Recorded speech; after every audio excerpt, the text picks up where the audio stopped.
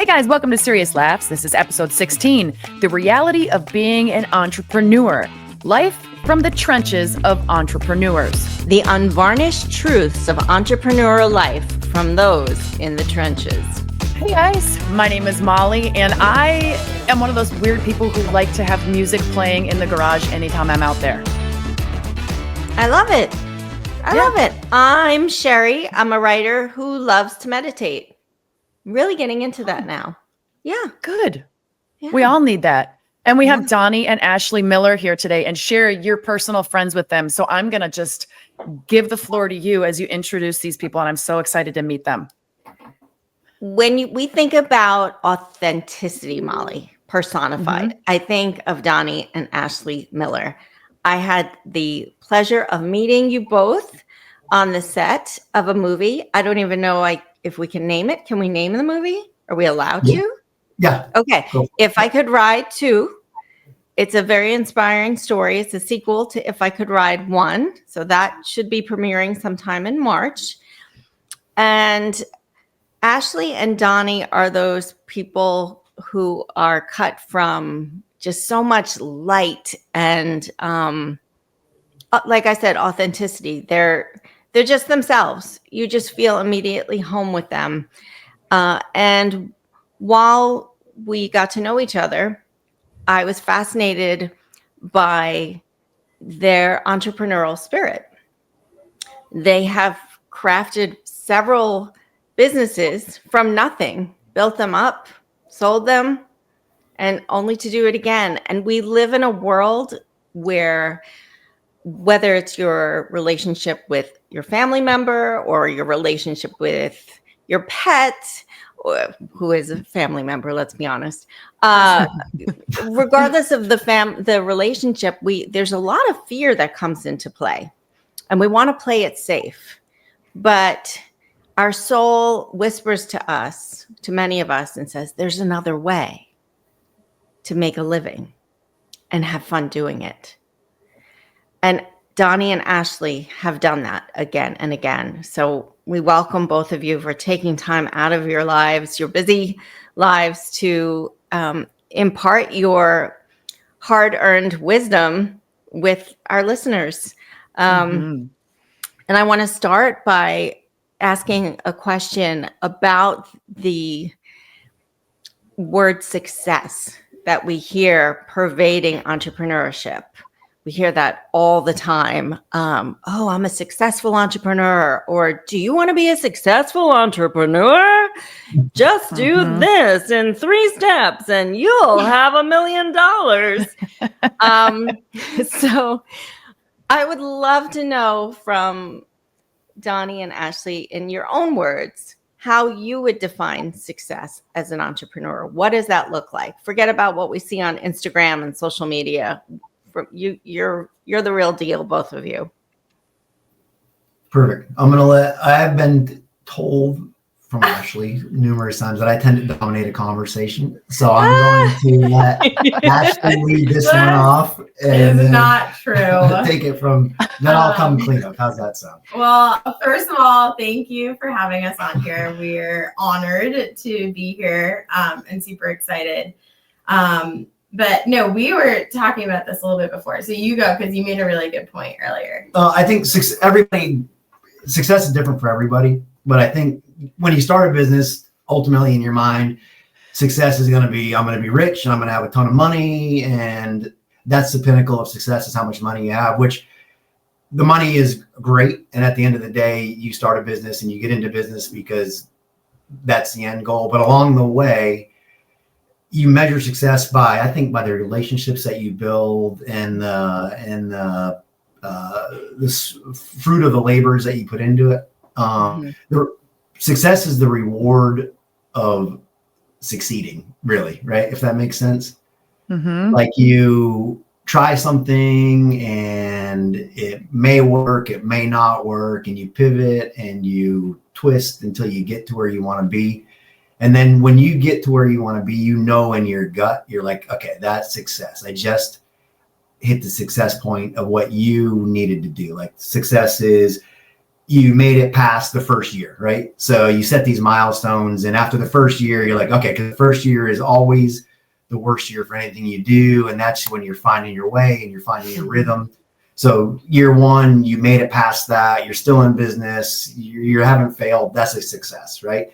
So then the next step is you grow the business a little bit the following year, and that's a success. That's a win. You make these great relationships along the way, and that's success, right? Because without relationships and without listening and learning and taking it all in, you're never going to truly be successful, because every conversation that you have with somebody, whether you think they may be smarter than you, whether you think they may not be as smart as you, you're going to pluck something out of that conversation that you're going to be able to use at a point in your life or a point in your business or a point in a conversation on the road that you're going to be like, so-and-so said that. And when it was a minor little thing, but you pull that out. And so never shoot anybody down, always listen, absorb everything you hear. And that's going to help get you to the success that you will get to. I don't even know if any of that just made sense. That made great sense. In my mind, it made perfect sense, but sometimes you lose track of what you're saying. So. Oh no, that was huge. I think Molly and I were like, "Whoa, that was." I know. Yeah, you're looking at me like I can't tell if you're looking at me like in amazement or like what the heck is this guy saying. So.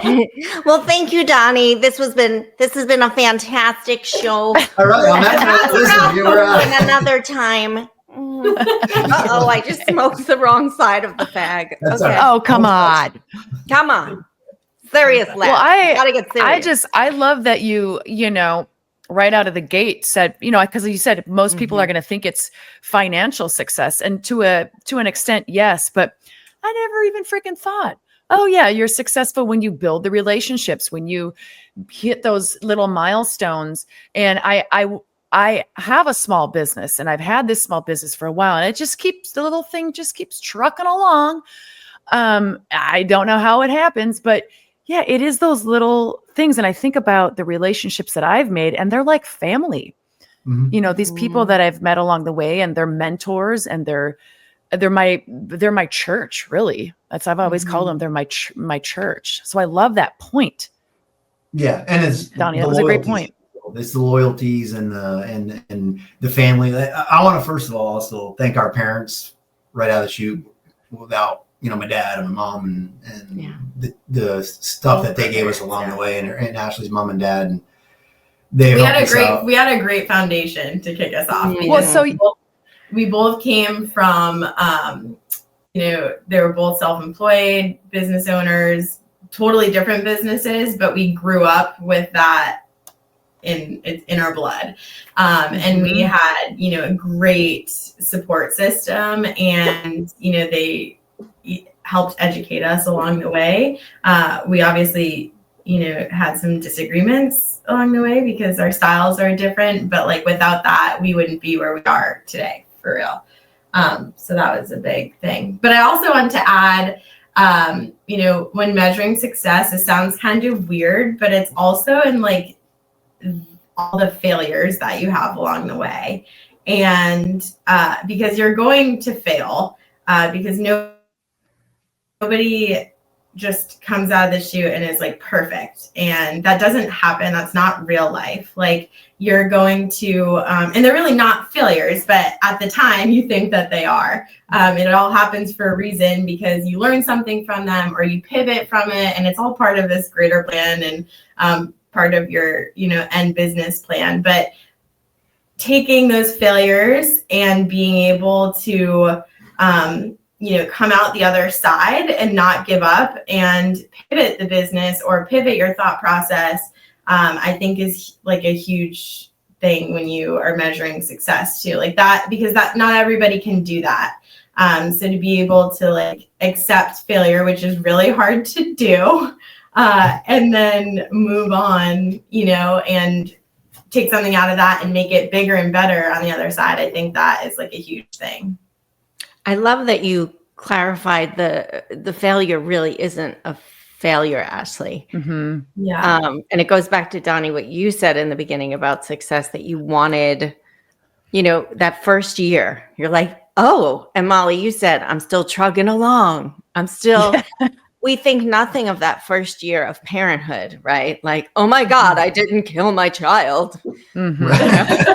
Yeah. Sure, they drool and sure, they can't walk yet. That's okay. There's still, I can hear a heartbeat. That's right. And it's the same with our business. You know, we're going to mess up. We're going and to not see it as a failure, but as an opportunity of, okay, yeah, that sucks. Acknowledging that sucks. Just like that little baby that keeps you up all night and you're sleep deprived and feel like crap. But the baby's still alive and the baby still wants to hold you to hold them. So your baby, your business, your gut to arrive at that success, it was a success each step, but you only see it looking back. And I love that idea of just that first year because so many entrepreneurs can get very hard on themselves and they don't even think, well, yeah, the first year is going to be a mess. Like, what were you expecting? Yeah. Right. And the way everything it could be the first 5 years or whatever, you know, it's never, and that I think this is kind of pivoting into a different topic, but is the problem with today is that, you know, on social media, like we were talking, like you have all these things that are like, tomorrow morning, if you sign up for this program, you're going to be a millionaire, you know, like work for yourself and this is going to happen and fall into place. And it's that like instant, like, gratification that just I lost where I was going. And that may happen, but it's very rare. You got to like down in the trenches was a perfect. That was like a perfect segue into this because you are down in the trenches. Like you're giving up friendships, you're giving up families, but along the way you're making new friendships and you're making new relationships, you're making new. But it does like you know, Ashley. Obviously, there's an age difference between us, and we met oddly, and that's a whole story for another time.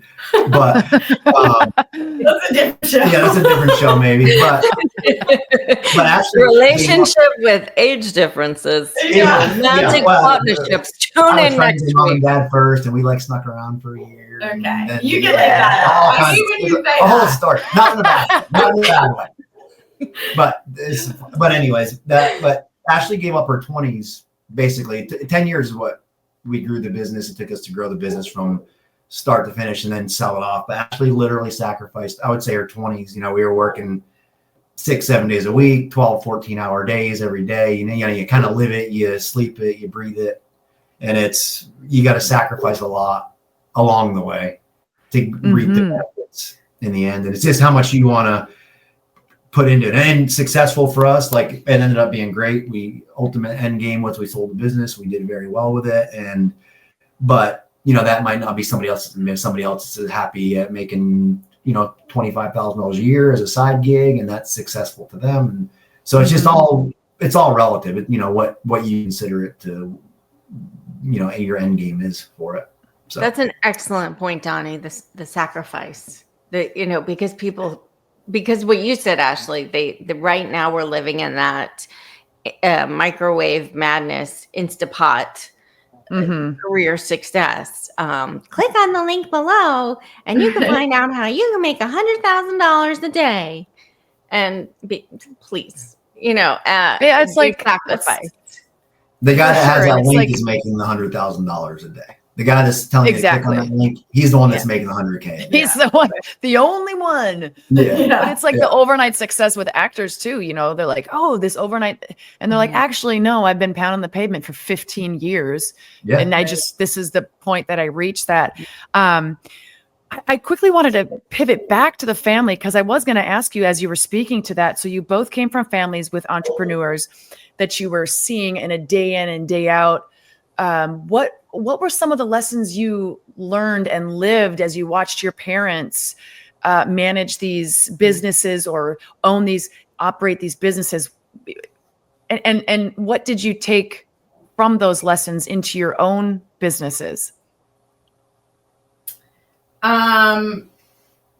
Honestly, everything. I mean, I grew up, my dad in the supermarket business, and then also in my mom had like gift stores, a bunch of them in a coastal town that I was from. But I really grew up like in the business. Like I was behind the counter and I like literally saw every single aspect of it. And at the time, and even when I was growing up, I'm sure there were parts that I like hated that. And I didn't realize everything that I was like absorbing. But so I don't really know if there's like a pinpoint on that, but I think it's like literally everything. Like I was, from just dealing with people. Actually, that's probably one of the biggest things for me was that when I was like a really, really small, I was behind the counter and my parents made me like interact with the customers, and I became like really good socially, and was able to like, really form a lot of relationships in my life from that. Like I wasn't scared to talk to people. I always was able to, strike up conversation with, elders. When you're a kid, that's like kind of hard to do, especially nowadays. Like we didn't have like phones and stuff back then, right. So like we do now. But yeah, so I could like really talk to people and connect with them. And then like I was in on the buying and literally every single process of the business, which was normal life for me. But like now looking back, that's how I knew how to do that stuff. That's fascinating. And handle employees and, even the behind the scenes. And then as I got older, like I started to like really learn like, like the payroll process and the bill paying and like, the lines of credit and like different things that, you normally wouldn't learn unless you were in it. You're not going to learn that in school for sure. You should, but they don't. Yes, we should. We should. Yeah. But I don't know about you. Kind of similar thing. My dad was always in 50 different businesses. He had gas stations, laundromats, car washes. We owned arcades. We did fairs and festivals. He construction companies. So just kind of always pivoting to different things and just how to like. I think a big thing is people skills and learning how to deal with people and managing people, but just the grit that it takes to like grind through the day-to-day sometimes, or come up with an idea and be like, you know what, I'm going to open up a gas station, a laundromat, convenience store, and it's going to work. And he did it. He would make it. He would go and he bought a gas station, and then he had another gas station, and then convenience stores, and he wants to put a laundromat in this, so he puts in a laundromat, and then all of a sudden it's got a car wash attached to it. And so it's kind of like, it was nice to like have something where if you wanted to do something, even though you didn't know how to get there, you were going to figure it out along the way. Like nothing was impossible. Cool. Like, a lot of people I think would look at it and be like, I can't own a grocery store, or I can't own a convenience store, or, whatever it is, because I don't know any steps to get there. But like, that was the goal. We were going to do whatever it takes to get there kind of philosophy. Yeah. And like, I think both of our parents were like super hands-on, and they were in the trenches, and which is a lot different from, other CEOs or owners out there. Some of them are like totally hands-off, and, they sit from home and they're checking in on the numbers, which is fine. And that's great. But ours were like in the trenches. So we learned what it took and, the grit that it takes to get there. And yeah, and small business is tough too, because you have to do it all yourself. Yeah. Initially, you're doing everything yourself, and you're figuring out. Ashley's figuring out QuickBooks and payrolls and labor laws and HR, and all of a sudden we're like, "What the?" I was never. Yeah, like HR. What is that? And all of a sudden you're like, "Well, okay." Now we got like 5 employees, 10 employees, and then we have 25 employees. We're like, personalities of the employees, and they can't stand each other, and they can't work together, and then you become glorified babysitters, and you're like, "What is going on?" So, but that's all stuff that nobody tells you along the way. But fortunately, we had the ability, because of our families and our upbringing, to know when it did arise. We're like, oh, okay, we've seen this before. It was a long time ago, but I do remember some of it. I saw my dad handle it, or Ashley saw her mom and dad handle it, or so.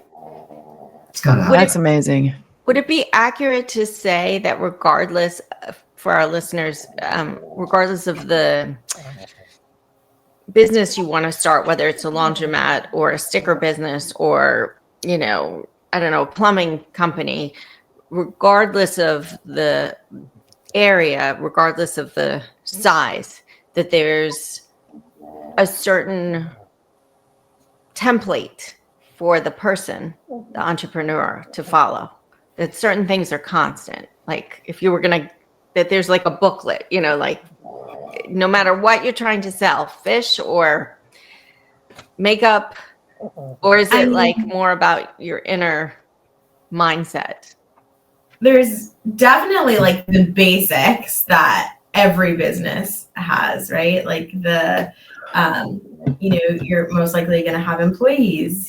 You're going to have like the basic accounting that you need to keep track of expenses and things like that. But aside from those like few basic things for like from an operational standpoint, I think it really differs, right? Yeah, it's I mean, it's really tough to, if I had to start another business tomorrow, there's no template for it because every business is different and every person is different on what their thought process is. And there is the basics of like, you need to keep track of your numbers and your books and your accounting and blah, Right. blah, blah, this, all that. But as far as like how to run it day to day and what every day that we woke up, we would go in there and it was like, did not see this one coming today. Yeah. Right. So, every single day for 10 years. And still to this day, we're still involved in the company and we're still running the company. And we go in there every day and I'm like, really? This is, Wow. I did not see this one coming today. And a lot of it is just the personalities of people and employees. Employees are the biggest challenge in any business. It's just fact. If, It's, you know, the blessing and a challenge at the same time, because we've had amazing employees along the way. But when you have, you know, it's like school. Like when you have so many employees, they obviously are not going to get along with other ones. You have some really good ones. You have some not so good ones. So that's definitely challenging too, because you know, expect like everybody comes into work and you have one goal and that's to whatever the goal is for the business for the day. But obviously that's not their goal. So trying to get everybody on the same page is challenging at times.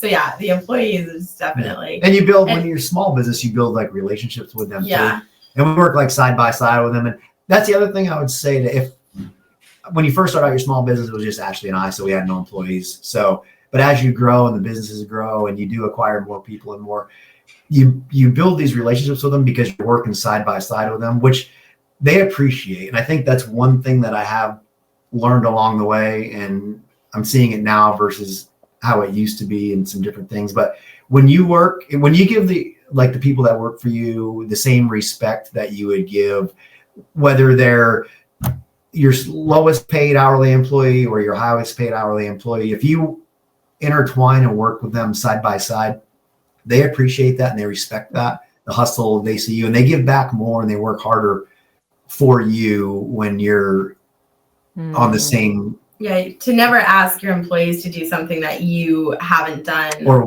wouldn't do. Yeah. That's our style of things. You know, we've definitely seen where we have like, you know, other people or friends that have businesses that are like, I would never do that. Like, it's like beneath them, like totally not our style.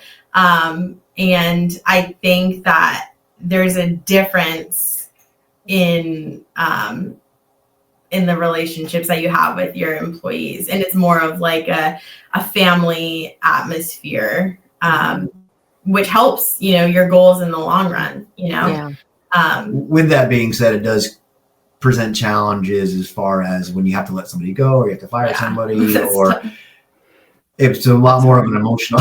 It's not just like, hey, you're out of here. See you later. Appreciate it. Yeah. Then you're sitting down and like you're cutting a family member loose. You know? Yeah, because it's right. So. But yeah, I guess that's a good point. That's a great piece of advice. Is, you know, if you're starting whatever business that you're starting, if you're gonna need employees, you know, figure out your systems yourself or with them, but like do it with them and like build it together, because it does make a world of a difference. Well, sure. I mean, ultimately, you're like a team, for lack of a better Yeah. term.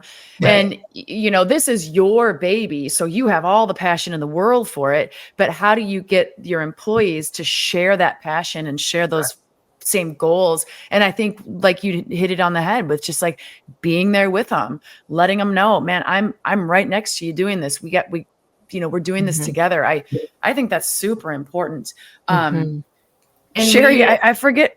No, go ahead. Oh, Please. sorry. I was going to say, and then, we've always made it a point to have them be involved in the systems or like changes that we make, because nobody's going to know better, because they're boots on the ground, like doing it on the daily. And so we've always, like, anybody who's come in to give us advice or, hey, can we do this? Like, yeah, let's give it a shot. If it doesn't work, we'll go back. Or, hey, like, we've already tried that, it won't work and here is why. And then, oh, okay. But like, just like having that like open dialogue, really just, it just helps and it's just better because everybody feels like they're part of it.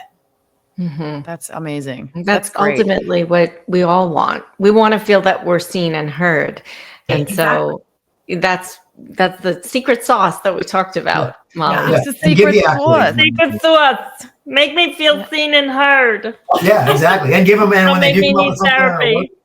like, give it to them. Let them have it and tell them how awesome they did, and Yeah. let everybody know that, hey, Sarah came up with a great idea and she knocked it out of the park on this one. So what are you guys going to bring to the table? Like, what's your bring yours? Camaraderie. Yeah. I love that. Yeah, it's like a classroom. Yeah, for sure. We're like kids. We never grow up. No, we don't. I still laugh at farts. Okay, moving on. Everybody laughs at farts. Sheri, Unless I'm the one stealing it. What is it? I know. Like, It's who then I'm smells still it, like a does it? child. I'm like, no, I don't know. Yeah, what was that? I know. Like, I didn't. As your Right face next to turns it. all red. I don't have a hole. I forget where Sheri wrote this, but she said something like serial entrepreneurs. And I love that term because I know that you guys have had and sold several businesses. You can tell me as much or little as you want, but I had a boss like that. His favorite part of the business was building the business to a point where he could then sell it. He's like, that's the most exciting part. I love that. And I get it. I totally get that.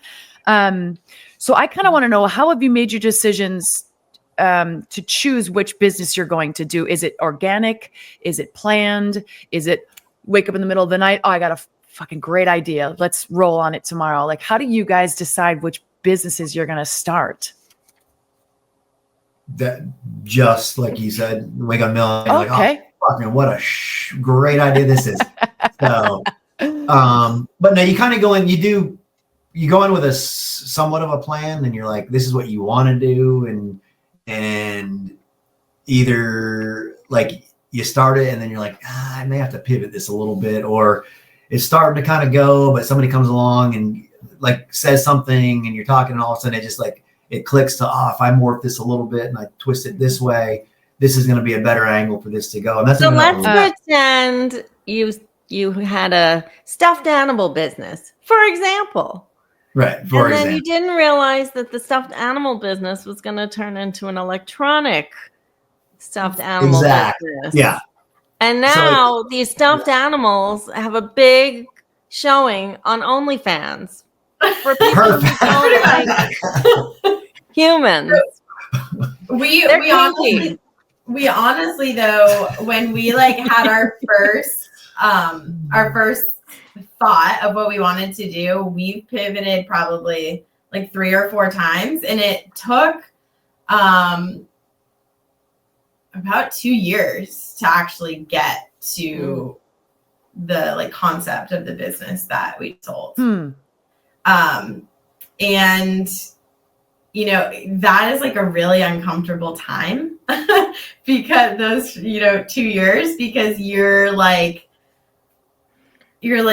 what am I doing? What is my like purpose? What is my you're just like searching and you feel like lost, and you can't really get like super passionate about it because like you're not like confident in it because you don't know, it just doesn't feel right. But then it's icky. Yeah, like it's like a weird like growth. It reminds me of like that like awkward middle school phase that like nobody likes to be in, you know? And then but once you finally like get there, it just feels good. Like you're like, okay, this is it. Like it, whether it gets a little bit of traction from whatever your customer base is, which is what happened to us. And then we were like, this is it.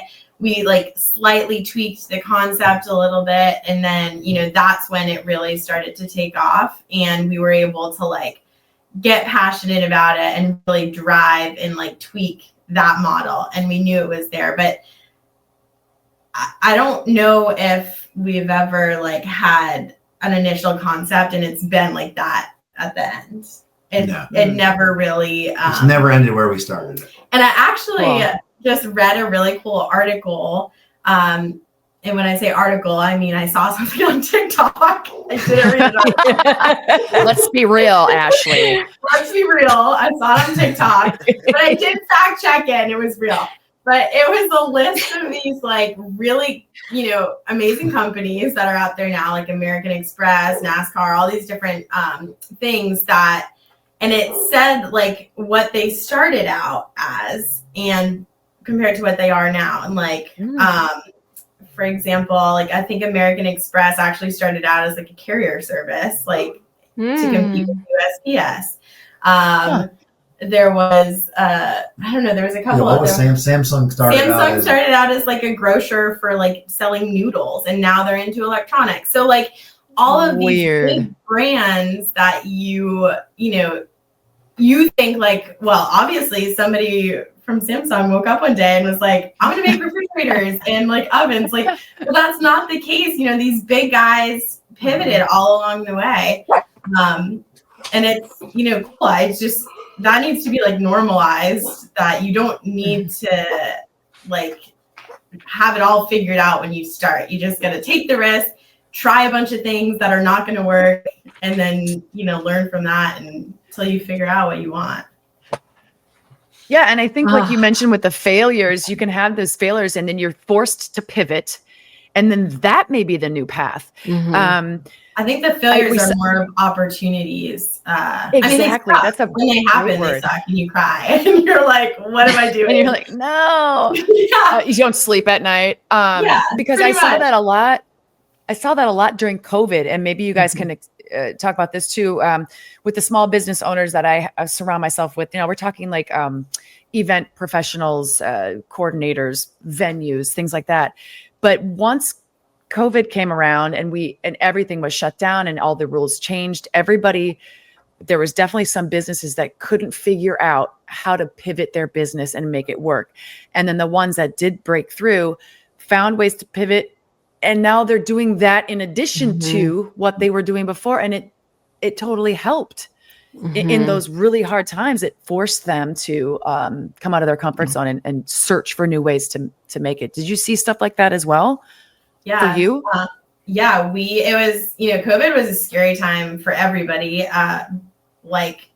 small business world, for everybody in general. But then when it came to business, it was like super stressful. We had to be shut down for almost a couple months, I think. Almost 10 weeks. We actually just given all of our employees the day before COVID. We were having such a great year. We had just given all of our employees a raise. Every single one of them, we gave them a raise. And then like 2 days later, we're like, hey, everybody, we have to let you know because we're shutting down for 2 weeks. We're shutting down for 2 weeks. Yeah, that was the start. It was 2 weeks and then it kept dragging on. And I think that part was just the unknown about one, if we were all going to die and fall off the earth, but two, like from the business side, like because you had, all of these employees and, their families that they're supporting, and like, how can I, like, are we going to like even have a business to come back to? Are we going to, all of our customers, are they going to, it was scary. And there was no like end date, which was the scariest.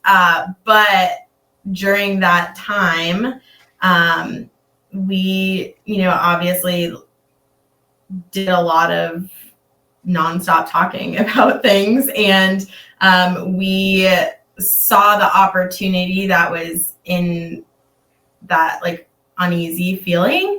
And we were able to like open up a whole new market for ourselves. And honestly, when we could go back, which was a couple months later, we actually figured out a workaround for some of the employees during the shutdown, which was good. But then when we could go back, it really, we like launched our business during those COVID years because we were able to find that, you know, out of that shittiness, we were able to find a bit of that opportunity, and it really grew the business. Yeah, and we were manufacturing, so we manufactured everything in house. So it actually was, because everything was shut down from overseas. Nothing could import, nothing could come in, nothing could go out. So we were manufacturing in house, and we were in New England, which New England shut down pretty hard, but other parts of the country, i.e. Florida, Texas, South Carolina, all of these other states didn't shut down, and all these people still needed product, right? They did shut down, but they were only shut down for a couple of weeks. So they still needed product, but they couldn't get their product from overseas. So that forced them to have to buy and find sources in the US. We happened to be one of those sources. Yeah. And we let that be known, and we marketed that, hey, made in the USA, we can still get it for you. So Ashley and I were going into we had shut down the manufacturing facility, but Ashley and I would go in, we'd like sneak in and we would operate everything, and we're doing everything ourselves. And then we would have assembly lines set up outside, and we would put product outside. Employees would come pick up product. They would take that product home. They would package that product and do everything that we needed to do. We would set up a schedule to where they could bring it back one at a time. They would leave the product outside of the doors. Oh my gosh. I would then box everything, ship everything, pack everything. So we never actually really had to shut down. We found a workaround around that.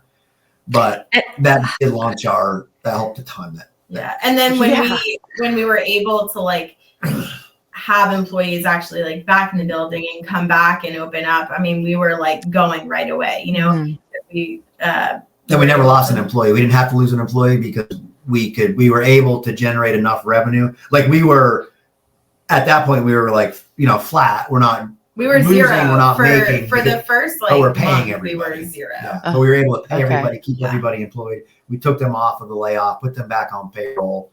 You know, so when we did open back up, it was just a seamless, like we just never lost the motion. And then we had all the new customers that we gained, plus all the old customers that we had before. So it really almost doubled our business. Wow. Because you were willing to keep going. Yeah. Even though that meant you didn't know what was coming, even though that meant you had to pivot. And I love, Ashley, what you said. You have to normalize it. Business has to learn to normalize failure, normalize change, normalize the ick feeling of, I don't know what's next. We tend to want to push that away. So I love that you phrased it that way. We want to normalize discomfort. Like, oh yeah, there you are again. There you are. Nice discomfort. And it's always going to be something. Like there's never, you know, whether it's like you're unable to get supplies or you lose your biggest customer or it's literally never ending. It's always something. So it's easier to just be like open about it and expect that it's going to come and have the mindset to be able to figure it out versus like being scared of it happening, because it will. And it can be catastrophic. At the time, it's like catastrophic. Oh, yeah. Like, oh my God. Lots of tears. This is it. Yeah. Yeah. It is. It's stressful, right? Because you don't know what you're going to do. You take a minute, you take a beat, you go, okay. And fortunately, Ashley and I were in it together, so we could work through it together. And it's not like I'm coming home from my job, she's coming home from her job, and we're like, yeah, guess what happened today? The world shut down, you know? And that's honestly, that's like, I couldn't imagine doing it without him. So, you know, I would be like a basket case 24/7. We make a really good team. And I think like he has his strong suits, I have mine, and they're opposite. But it like works really well together. But I couldn't imagine, I don't know if I'd be able to, you know, do that solo, do everything solo. No, it would have been more challenging for sure. So yeah, so we're blessed in that aspect. Having not that a lot of people can't get into business with their partner because that poses challenges on its own. Oh, yeah. But For sure. having somebody, whatever business you get in, having somebody that you can like really count on for like sound advice is like crucial because you need that, and somebody you can trust. And people that's one thing also that I want it's weird that people enjoy seeing somebody fail, right? There's people that are out there that they say they're happy for you, they're excited for you, but they really deep down inside, they're like, God, I hope you fail. And they want to tell you that everything you try is never going to work, never going to work, never going to work. Here's 50 reasons why it's not going to work. Instead of giving you a reason to help you why it can work, it's just the negative Nancy's are just, they like to see. And then when you do fail, they're like, see, I told you that wasn't going to work. Right. And that's when a lot of people will be like, you know what, you're right, it doesn't work. I give up. This was a stupid idea. I'm never going to make it. And why did I even try? But that's when you go, oh, watch it, sucker. I'm going to show you wrong. And I'm going to figure out another way. That's right. Around this or to pivot through this. And it is going to work. And then that's to go back to the success thing. That gives you a little bit of, I consider that success too, because when you can, and you don't got to do it in like a way that you're like, but it's just like that, like, inside, and you can just look at him and just give him like kind of the head nod of like, gotcha. And then you go home. Empowering. Yeah, exactly. It's empowering, and you don't have to. It's like unspoken, like, and they know that you made it, and they know you succeeded, and they're like, oh, I'm really happy for you. But that's a great mind.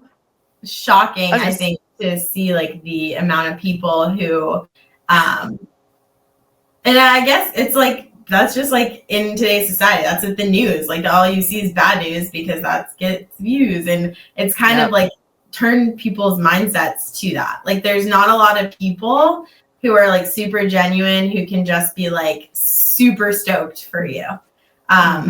Which is weird and really sad. But it's sad. You find that, when you find that like group of people or that one person or, whatever along the way, like that's how you know it's like they're really special. And I think in business it's hard to find people who are like-minded like that, who so when you find them, hold on to them.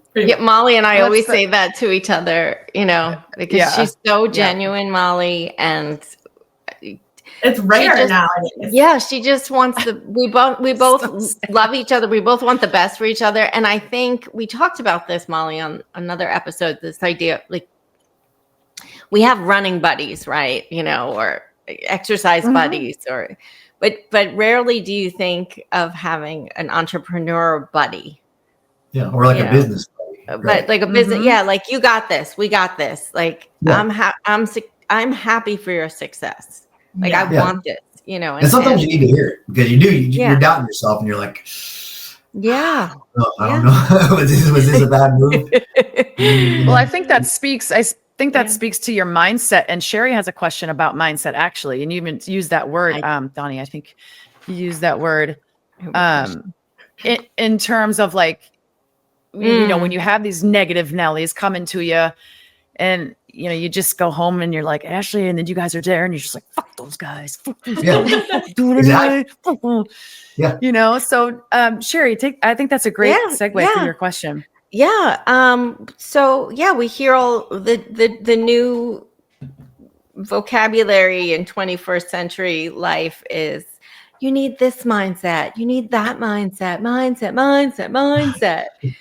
So when it comes to business entrepreneurship, what would you say are the green flags, the mindsets that you're like, you're on the right track? And what are the red mindset flags that are going to make you throw in the towel or to watch out for in others?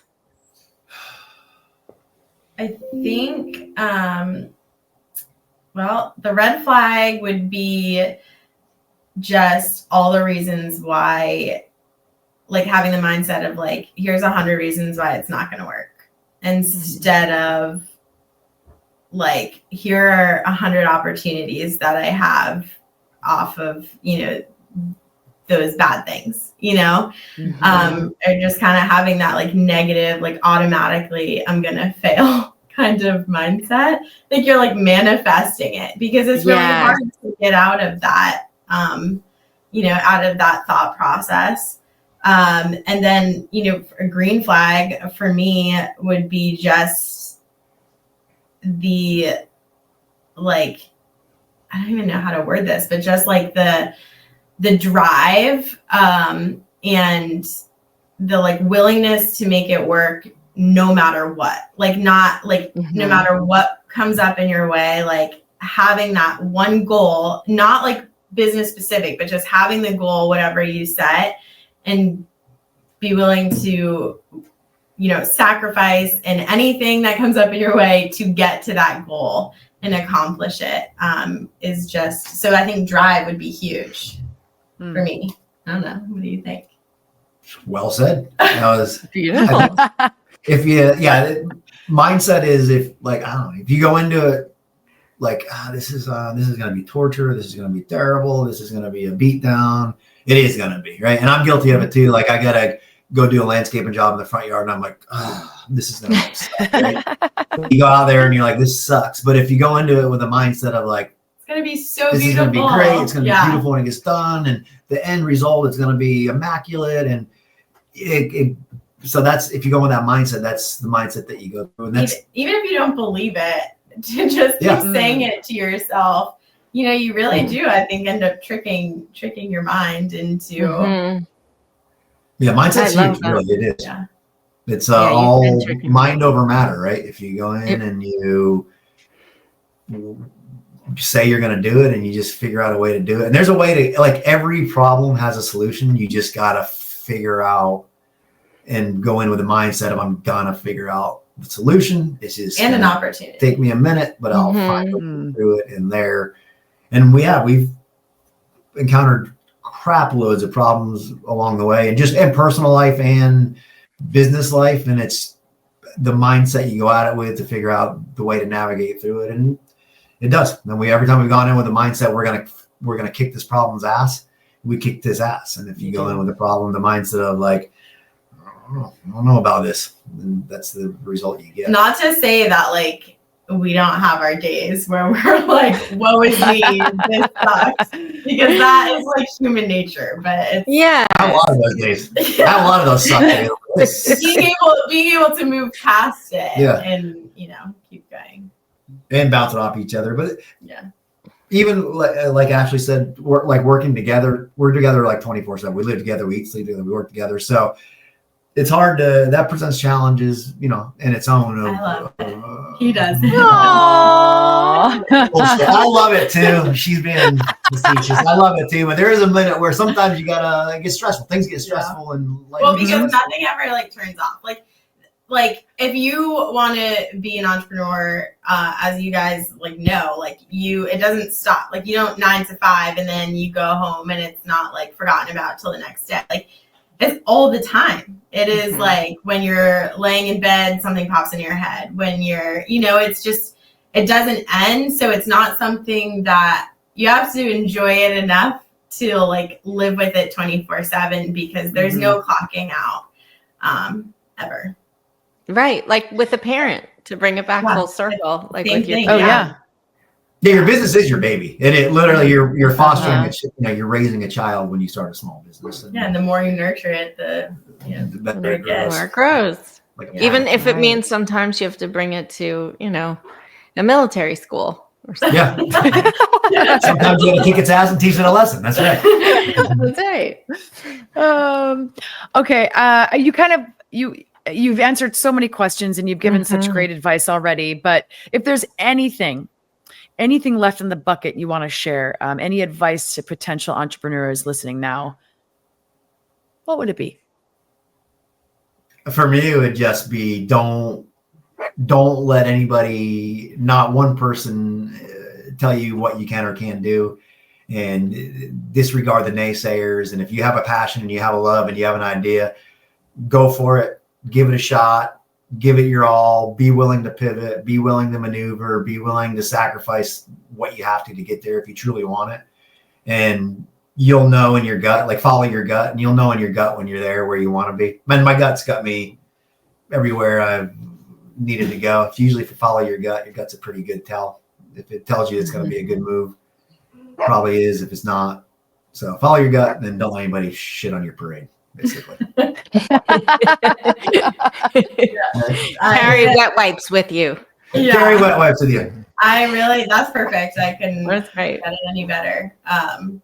And just be careful at whose, advice or, the things that you take in, what you really choose to take in, because, you'll hear a lot of negative things and sometimes that gets in your head and you'll talk yourself out of it.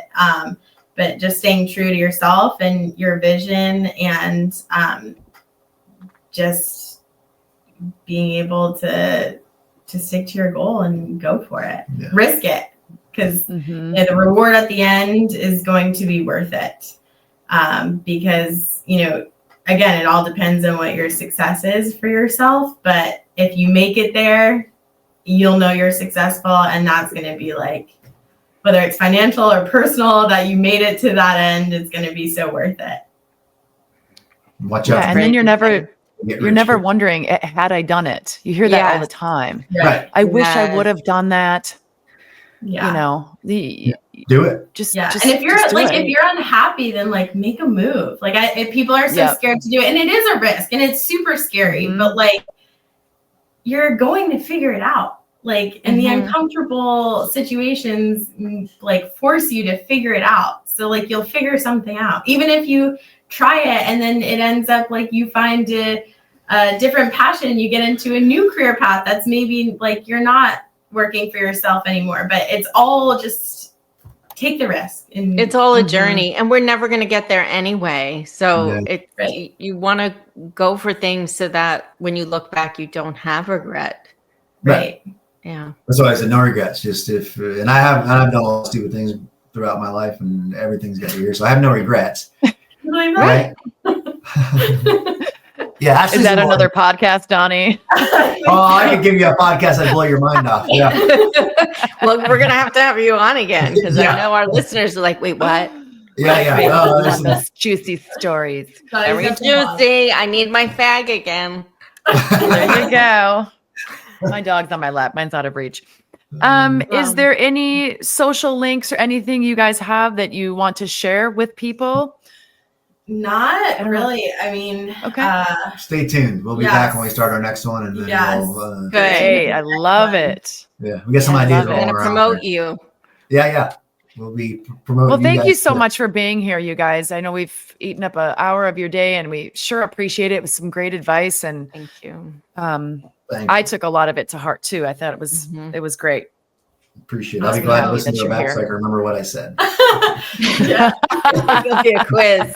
Yeah, I couldn't tell you one thing I said. Well, we really thank you guys so much for having us on. We really appreciate it, and hopefully some of the rambling that we said could help somebody if they're teetering on the fence to make the decision to take the leap. Hopefully we can help. Awesome. Yeah. No, you're helping people. What she said. What she said. That's a good partnership right there. All right. Thanks, you guys. Thank you guys. Appreciate it. Thank you. Bye. Man, aren't you just inspired to go start your own business? Guys, that's a wrap. Thanks so much for joining us today. Remember, when everything's going wrong, it just means you're crafting a great story. Stay tuned for more episodes where we turn life's lemons into laughable tales. Don't forget to like and subscribe and keep finding the best and the worst, because life's too ridiculous not to laugh at it.